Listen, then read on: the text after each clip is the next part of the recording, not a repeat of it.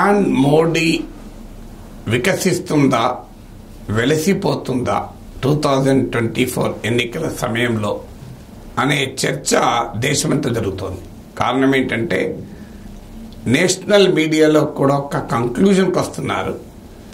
ఈ ఎన్నికలు వేవ్లెస్ ఎలక్షన్స్, అంటే మోడీ అనుకూల వేవ్ లేదు, మోడీ వ్యతిరేక వేవ్ లేదు. అలాగే ఈ ఎన్నికల్లో ఒక బలమైన నరేటివ్ను మోడీ, భారతీయ జనతా పార్టీ తమకెందుకు ఓటు వేయాలి అని ప్రవేశపెట్టలేకపోయారు. కారణం ఏంటంటే భారతీయ జనతా పార్టీ 2014 నుంచి కూడా బ్రాండ్ మోడీ పైనే ఆశ పెట్టుకుని ఎన్నికలు గెలుస్తూ వస్తుంది. బ్రాండ్ మోడీలో 2014లో ఒక ఆస్పిరేషనల్ ఇండియన్, ఒక అవినీతి పైన విసిగెత్తినటువంటి భారతీయుడు, కాంగ్రెస్ మిస్రూల్పై చిరాకు పడ్డటువంటి ఒక భారతీయుడు బ్రాండ్ మోడీలో ఒక ప్రత్యామ్నాయం చూశాడు. ఒక development oriented prime minister, Gujarat model of development, ఇదంతా కూడా నల్లధనం తీసుకొచ్చి దేశంలో పంచుతాం, 2G నుంచి మొదలుకొని అనేక కుంభకోణాలపైన, అవినీతి పైన పోరాటం. ఈ నేపథ్యంలో బ్రాండ్ మోడీలో ఒక హానెస్ట్ పొలిటీషియన్, ఒక purity and probity in public life, anti corruption image, ఒక డెవలప్మెంట్ ఇమేజ్ 2014లో బీజేపీకి ఉపయోగపడింది. అఫ్ కోర్స్ బీజేపీ నాయకుడిగా, హిందుత్వ ప్రతినిధిగా బ్రాండ్ మోడీలో ఉండే హిందుత్వ ఎలిమెంట్ ఎప్పుడైనా ఉంటుంది. 2019కి వచ్చే వరకు పుల్వామా, బాలాకోట్, వీటి నేపథ్యంలో ఒక ఎమోషనల్ నేషనలిజం అనేది బ్రాండ్ మోడీలో యాడ్ అయింది. ఒక మస్కులార్ నేషనలిజం అంటారు. అంటే ఒక బలమైన నాయకుడు దేశం ఇంట్రెస్ట్లను కాపాడగలిగే, దేశ గౌరవాన్ని, దేశ భద్రతను నిలబెట్టగలిగే ఒక బలమైన నాయకుడు అని. ఆ మస్కులార్ నేషనలిస్ట్ ఎలిమెంట్ అనేది బ్రాండ్ మోడీలో యాడ్ అయింది. దీనికి తోడు పిఎం కిసాన్ ఇలాంటి కొన్ని స్కీమ్స్ వల్ల ఒక వెల్ఫేర్ ఎలిమెంట్ కూడా బ్రాండ్ మోడీలో యాడ్ అయింది. సో ఇది 2019లో బ్రాండ్ మోడీ ఎలక్షన్లో గెలవటానికి కారణమైంది. 2024కి వచ్చే వరకు బ్రాండ్ మోడీలో వాల్యూ అడిషన్ లేదు. మీరు ఎమోషనల్ నేషనలిజం లేదు, అడపాదడపా అమిత్ షా, మోడీలు పాకిస్తాన్, చైనా అని తీసుకొస్తున్నారు.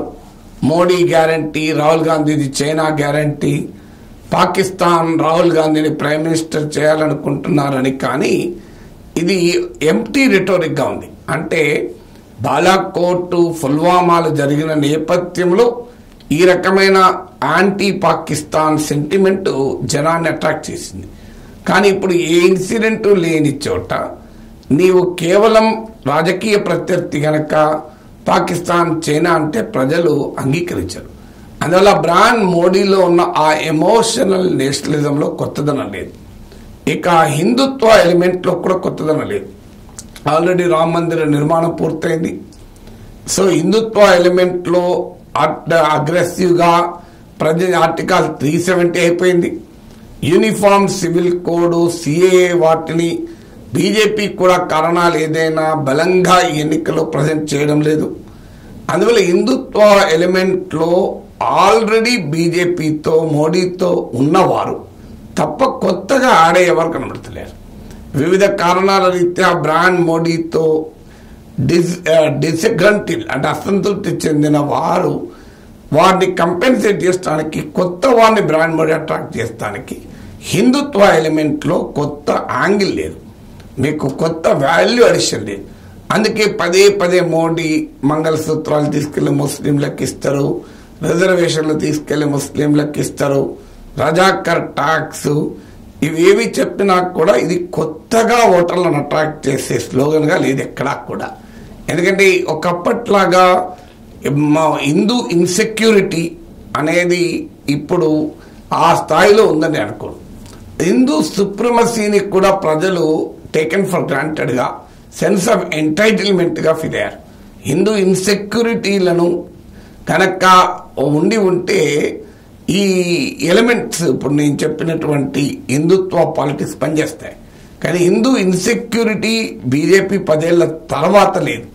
సో అందువల్ల హిందుత్వ ఎలిమెంట్లో కూడా కొత్త వాల్యుయేషన్ లేదు. అలాగే వెల్ఫేర్ యాంగిల్లో కూడా లేదు. మీరు గమనించండి, ఈ 2024 ఎన్నికలకు ఒక్క 80 కోట్ల మందికి మరో 5 ఏళ్ల పాటు ఉచిత ఆహార ధాన్యాలు అనే అంశం మినహా మరే కొత్త వెల్ఫేర్ ఎలిమెంట్ కూడా బ్రాండ్ మోడీకి ఆడకాలి. ఈలోగా అనేక రాష్ట్ర ప్రభుత్వాలు, తెలంగాణలో కాంగ్రెస్ కావచ్చు, ఇతరత్ర కావచ్చు, బలమైన వెల్ఫేరిజాన్ని అడాప్ట్ చేస్తున్నారు. కర్ణాటకలో కాంగ్రెస్, తెలంగాణలో కాంగ్రెస్ టోటల్గా వెల్ఫేరిజమే ఆధారంగా చేశారు. దేశవ్యాప్తంగా కూడా కాంగ్రెస్ వెల్ఫేరిజం, సోషల్ జస్టిస్ ముందు పెట్టారు. అందువల్ల బ్రాండ్ మోడీలో న్యూ వెల్ఫేర్ ఎలిమెంట్ కూడా లేదు. అందువల్ల బ్రాండ్ మోడీ 2024కు ఎవాల్వ్ కాలేదు, చాలా క్లియర్గా కనబడుతుంది. దీనికి కౌంటర్గా ఏమవుతుందంటే, బ్రాండ్ మోడీ అనేది భారతదేశ డైవర్సిటీకి వ్యతిరేకము, సోషల్ జస్టిస్ పైన అనుమానాలు, సామాజిక న్యాయానికి అనే డైమెన్షన్ ప్రతిపక్షాలు సమర్థవంతంగా ముందుకు తేగలిగాయి. అందువల్ల బ్రాండ్ మోడీలో ఉండే కరప్షన్ అనేది కూడా ఒక హిపోక్రసీ. అనేక మంది కరప్ట్ లీడర్లను పక్కన పెట్టుకొని వాషింగ్ మిషన్గా బీజేపీని మార్చి, చాలామంది అలిగేషన్స్ ఉన్న అజిత్ పవార్, అశోక్ చౌహాన్, ఇలా గతంలో తామే ఆరోపణలు చేసిన వారందరినీ పక్కన పెట్టుకొని కరప్షన్ గురించి ఎలా మాట్లాడతాడు మోడీ అనే ఫ్యాక్టర్ కూడా వచ్చేసింది. అందువల్ల యాంటీ కరప్షన్ ఎలిమెంట్ కూడా లేదు.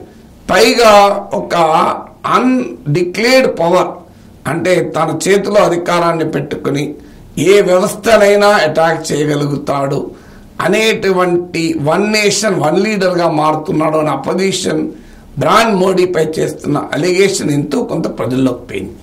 అందువల్ల భారతీయ జనతా పార్టీ ప్రజెంట్ చేసే బ్రాండ్ మోడీలో కొత్తదనం లేకపోవడం, అపోజిషన్ పెయింట్ చేస్తున్న బ్రాండ్ మోడీ భావనలో కొంత ట్రాక్షన్ ఉండడం వల్లనే ఇది వేవ్లెస్ ఎలక్షన్గా, మోడీ వేవ్ లేని ఎన్నికలుగా మారిపోయాయి.